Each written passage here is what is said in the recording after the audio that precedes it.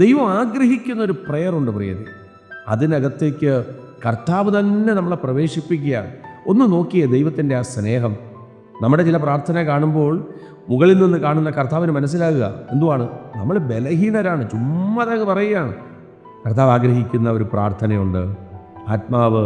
ആത്മാവോട് ചേർന്ന് കർത്താവിനോട് സംസാരിക്കുന്ന ഒരു സ്ഥലമുണ്ട്, ഒരു സാഹചര്യമുണ്ട്.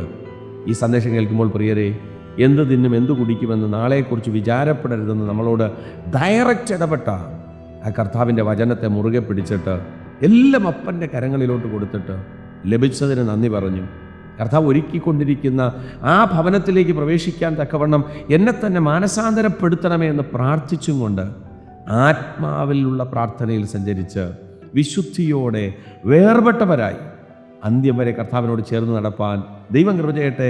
വിശ്വസിക്കുക, പ്രാർത്ഥിക്കുക. ദൈവം വിശ്വസ്തൻ.